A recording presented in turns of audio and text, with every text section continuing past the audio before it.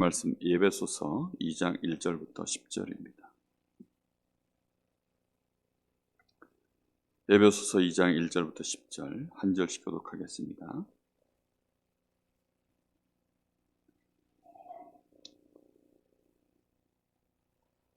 그는 허물과 죄로 죽었던 너희를 살리셨도다.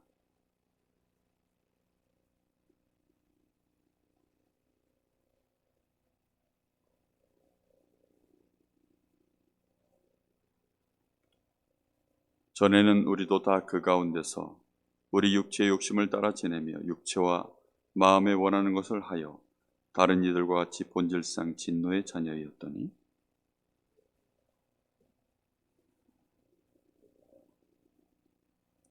허물로 죽은 우리를 그리스도와 함께 살리셨고 너희는 은혜로 구원을 받은 것이라.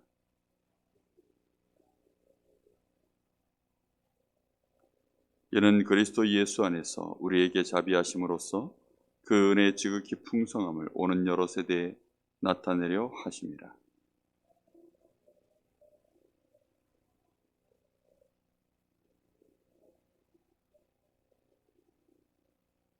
행위에서 난 것이 아니니 이는 누구든지 자랑하지 못하게 함이라.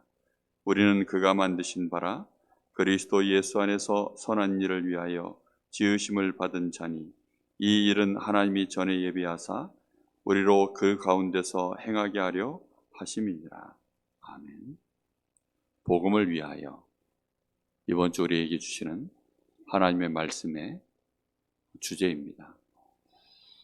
여러분, 복음을 위하여 또 거기에 추가로 후대를 위하여 얼마만큼 여러분 제목을 마음에 담아보셨습니까? 도대체 복음을 위한다. 이게 무슨 말일까요? 여러분 마음속에 확 뭔가 그림이 그려지십니까? 그래서 여러분들하고 제가 복음을 위한다. 이게 확 뭔가 와닿을 수 있는 답이 없을까? 그렇게 고민을 하고 기도하다 보니까 간단하게 딱 떠오르는 답이 있더라고요. 복음을 위한다. 이 말은 여러분 사람들이 돈을 위하여 인생을 살잖아요. 돈을 위하여 이 말은 예를 들어 인간관계를 맺을 때도 이게 돈이 되겠냐 안 되겠냐 이렇게 따집니다. 돈 될 것 같으면 인간관계를 가져가는 거죠. 그리고 내가 이 사람을 통해서 돈을 얼마만큼 내가 받아들일 수 있겠냐 이제 이런 식으로 모든 걸 따지는 겁니다. 그리고 문제가 생기면 돈으로 막습니다. 돈으로 해결하고 돈으로 다 돈 중심으로 그렇게 다 하죠. 그러니까 돈 가지고 문제도 막고 돈 가지고 살고 돈이 되냐 안 되냐 그러니까 늘 따지는 거죠. 우리가 복음을 위한다. 그렇게 조금만 따져봐도 그 정도만 따져봐도 내가 복음을 위하여서 선택할 수 있는 일들이 굉장히 많구나. 이렇게 쉽게 이해가 되어집니다. 예를 들어 인간관계를 하는데 이게 복음이 되겠냐 안 되겠냐. 내가 이 사람을 만나는데 복음이 되겠냐 안 되겠냐. 내가 이 사람하고 문제를 해결하는데 복음으로 해결이 되겠냐 안 되겠냐. 내가 얼마만큼 복음 중심으로 뿌리를 내리고 복음으로 모든 것들을 내가 계산하고 이제 이렇게 내가 얼마만큼 생각을 하고 가느냐. 사실 실제적인 부분인 것 같습니다. 내가 복음을 위한다. 이 말이 단순히 멀리 계시는 주님 또는 하나님의 계획이 나하고 먼데 내가 그걸 위하여 뭔가 막 그렇게 붙잡으려고 또는 그걸 쫓아가려고 그렇게 하려고 그러면 너무 멀게 느껴지는데 우리가 이 복음을 위하여 이 말이 예를 들어 부부관계도 이게 지금 부부관계도요 돈이 되는 관계는 부부관계도요 힘들어도 잘 돈 때문에 유지해 나갑니다. 그리고 돈이 있으면 웬만만 해도 그냥 알아서들 살아가더라고요. 그런데 정말 우리가 복음으로 이 부부관계에 복음으로 내가 이것을 어떻게 유지해서 가는가. 정말 내가 복음으로 유지해서 간다면 달라지거든요. 부모들은 돈이 있으면 자식을 키우는 일에 웬만하면 돈으로 해결된다고 생각합니다. 내가 복음을 위한다 이 말이 내 자식을 키우는데 내가 이걸 복음이면 해결된다. 복음이면 충분하다. 복음만 주면 됐지. 그러니까 우리는 복음을 위하여 바쁘게 살고 복음 때문에 우리 후대들을 키우고 우리 후대가 복음으로 성공하지 못하는 인생 되지 않도록 우리 아이가 정말로 복음으로 인생을 성공할 수 있도록 혹시 복음으로 성공 못하면 어떡할까? 복음 되는 일에 인생을 살지 못하면 어떻게 될까? 우리는 그런 고민 조금만 해보면 정말 복음을 위하여 산다라는 것이 얼마나 선택지가 구체적이 되는지 모릅니다.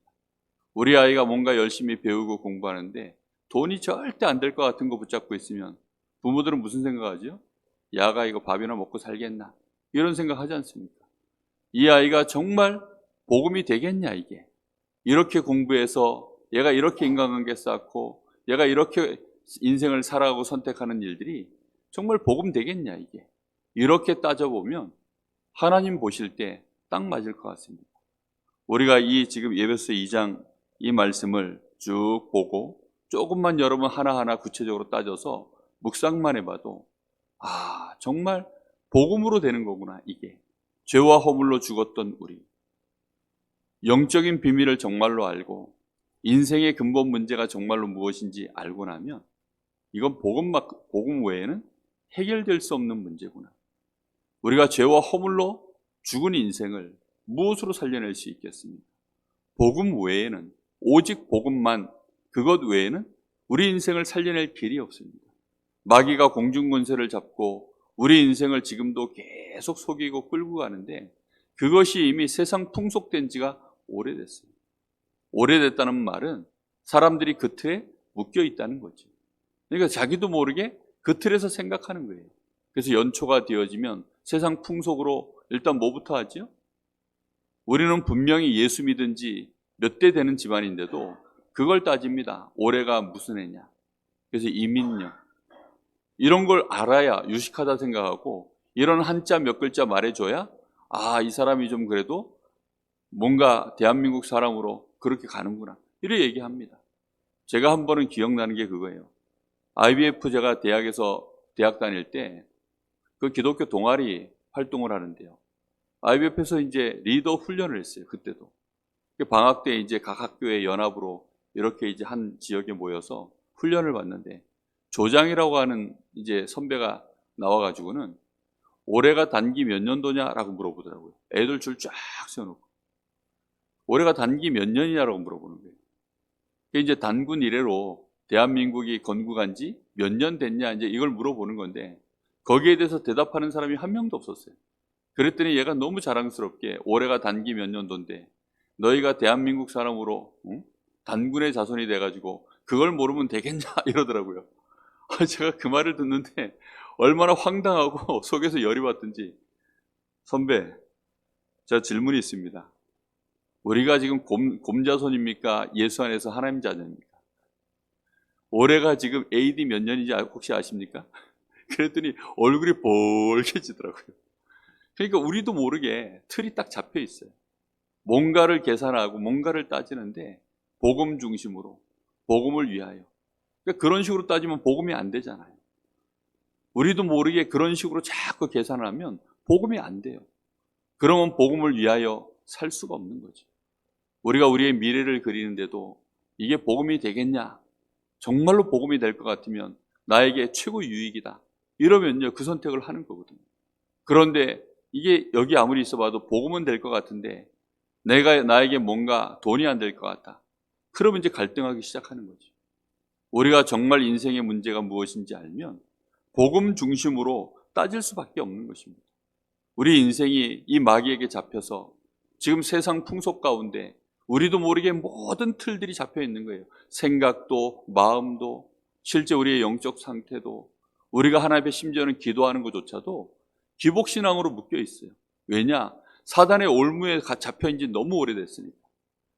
본질상 진노의 자녀로 마음과 육체가 원하는 것을 하여 본질상 진노의 자녀로 묶인 지가 너무 오래된 겁니다. 이 올무가 우리에게는 일생을 두고 문제로 우리 인생을 괴롭히다 보니까 이것이 우리에게는 기도 제목이에요. 이것 좀 해결해 주십시오.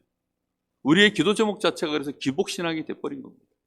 사단이 원하는 대로 우리의 함정, 틀, 아예 인생의 올무 자체가 그렇게 붙잡혀서 있다는 걸 진짜 알면 우리 마음속에 그래, 오직 복음 이것 외에는 안 되는 거구나. 내가 혹시 굶을지라도, 내가 혹시 고난을 당할지라도, 내가 혹시 이것 때문에 핍박을 당하고 죽임을 당할지라도 내가 이것 때문에 인생을 살 수밖에 없겠구나. 이렇게 우리도 모르게요, 점점점 사단이 원하는 틀에서 우리의 생각이 벗어나게 되어지고, 정말 딱 벗어나게 되어지면 이런 생각이 들지 않습니까? 예를 들어서 알코올 중독됐던 사람, 또 뭐 담배 같은 거 이렇게 중독됐던 사람, 거기에서 빠져나오지 못하다가 어느 날 그걸 끊고 빠져나오고 나면 사람들이 하는 얘기가 있습니다. 아이고, 내가 저까지 걸 뭐하라 하느라고 그렇게 고생했지. 저까지 거 한다고 내가 돈 들이고, 저까지 거 한다고 건강 베리고, 저까지 거 한다고 가정 다 깨지고, 막 이런 얘기들 하지 않습니까? 그러니까 우리가 이 사단의 틀에서 조금만 깨서 나와지고 나면 우리가 알게 되는 것입니다. 우상이 뭔지 이거 딱 알고 나니까 사단이 말하는 그 우리에게 묶어놓은 우리 인생의 문제 해결할 때 점술, 역술, 우상 이런 걸로 우리를 묶어놨지 않습니까?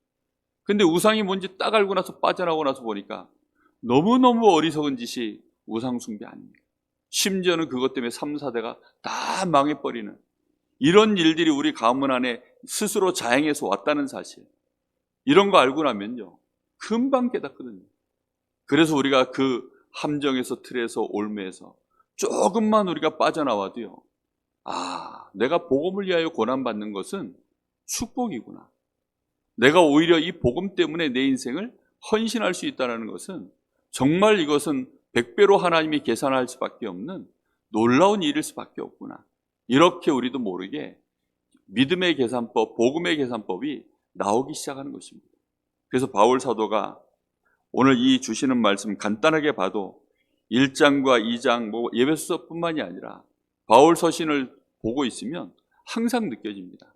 모든 계산법이 복음 중심이에요. 그러다 보니까 인간관계도 복음 중심.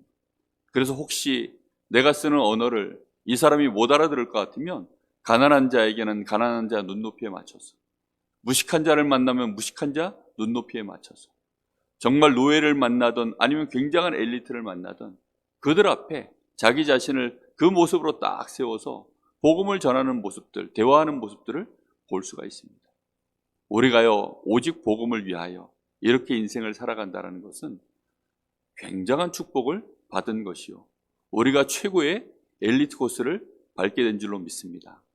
많은 사람들이 정말 자기 자녀를, 특히 재벌들, 자기 자녀들이 이 재벌로서의 인생을 살아갈 수 있도록 어려서부터 얼마나 이 아이들을 따로 훈련을 시킵니까? 언어 공부부터 시작해서 운동, 또 음악 뿐만 아니라 많은 이제 또 실제적인 학문들, 또 경영할 수 있는 지도자로서, 또 경영인으로서 그 모든 것들을요 전부 애들 공부시킵니다. 근데 문제는 영적 문제가 어느 날 왔을 때 그들이 가지고 있는 틀은 뭐죠? 엘리트든 저 시장통의 사람들이든 자신의 인생에 해결 못하는 문제가 오면 그 사람들 뭐 하는 줄 압니까? 아는 게 세상 풍속 가지고 해결하려고 해요. 결국은 할 수 있는 게 그거밖에 없잖아요. 참 복음을 알게 되어지면 이 재벌이라도 참 복음 가진 자를 어느 날 만나서 저 사람에게서 빛을 보게 되어지면 그 재벌도 다부럽게 되는 역사가 일어날 줄로 믿습니다. 저는 요셉이 감옥 안에 있을 때 그가 그곳에서 빛을 발했고 그 빛을 보았던 그 술비 있는 관원장이 어느 날 이 바로왕이 인생에 요셉 같은 빛을 발하는 자가 필요하구나, 그가 그때 보았던 그 빛, 요셉을 통해서 보았던 그 빛을 보고 이 술비 있는 관원장이 요셉을 소개하고 요셉이 아니나 다를까 이 바로에게 그대로 복음으로 빛을 주는, 빛을 보여주는 이런 증거를 보일 때 저가 하나님의 사람이구나, 하나님이 이 사람과 함께 하는구나, 하나님의 신으로 충만한 인물이구나. 복음을 위하여 우리 인생 살게 되어지면 어느 날 하나님이 이렇게 만드시는 역사를 이루실 줄로 믿습니다. 10절 말씀이 너무 충격적입니다. 우리는 그가 만드신 바라. 누가 만드셨다고요? 그리스도께서 우리를 만드셨다라고 되어 있습니다. 하나님이 우리를 예비하셔서, 성삼위 하나님이 우리를 만드셨는데 어떻게 만드셨냐? 그리스도 예수 안에서 선한 일을 위하여 지으심을 받은 자니 이 일은 하나님이 전에 예비하사 우리로 그 가운데서 행하게 하려 하십니다. 선한 일을 위하여 하나님이 우리를 지으신 바다. 우리는 그걸 위하여 만들어졌다. 이렇게 말씀하고 있습니다. 예수님도 우리에게 제자들에게 직접 말씀하셨죠. 마태복음 5장에 너희는 세상의 빛이다. 너희는 세상의 소금이다. 베드로가 이 말씀을 어떻게 또 재해석을 했습니까? 베드로전서 2장 9절에 너희는 왕 같은 제사장이요 그의 택하신 백성이요 거룩한 족속이요 이 그리스도의 아름다운 덕을 선전하기 위하여 불렀다라고 이렇게 말씀하고 있습니다. 우리는 정말 복음을 위하여 우리 인생 선택하여 살아가면 거기에서 빛이 드러나고 모든 문제 해결되어지고 하나님의 나라가 임하며 하나님의 역사가 우리를 통하여 증거될 수밖에 없는 그런 복음의 사람으로 하나님이 재창조하신 줄로 믿습니다. 그 축복된 우리 인생의 정체성을 아시고 복음을 위하여 정말로 복음이 되겠냐, 복음으로 해결하고 복음이 되어지도록 이렇게 우리 인생을 하나하나 선택해서 나갈 때 그 가운데 우리 후대들이 살아나고 우리 가정 가문 당연히 흑암 가운데서 벗어나며 하나님의 빛이 비춰지며 우리의 현장을 살리는 증거가 일어날 줄로 믿습니다. 70인 제자, 70지역, 70종족, 70나라 세우는 그 축복이 여러분의 빛을 보고 여러분의 현장에서 하나님이 만남의 축복들을 통하여 많은 사람들 앞에 증거가 일어나기를, 그래서 예수 믿는 역사들 일어나게 되기를 예수님의 이름으로 축복합니다. 기도하겠습니다. 하나님 감사합니다. 오늘 새벽에도 우리에게 이 생명의 복음을 주시고 우리로 하여금 복음을 위하여 우리 인생을 살아갈 수 있도록 오늘도 은혜를 주시고 우리에게 말씀을 주시는 하나님께 감사합니다. 우리를 복음을 위하여 살아갈 인생으로 하나님이 우리를 만드셨고 지으셨고 이것이 어쩌다 보니 되어진 것이 아니라 이미 하나님께서 영세전에 예비하셔서 우리를 그 안에서 행할 수 있도록 우리를 재창조하신 것을 말씀을 통하여 알게 하시고 우리 인생의 발걸음을 통하여 이날까지 확인케 하셨고 앞으로 더욱더 이 일에 우리가 증인될 수 있도록 우리의 여정에 함께 하시는 하나님께 감사를 드립니다. 하나님, 오직 이 복음 때문에 오늘도 우리의 발걸음이 하나님이 보실 때 아름다운 전도자의 발걸음 되게 하옵소서. 살아계신 예수님의 이름으로 기도하옵나이다.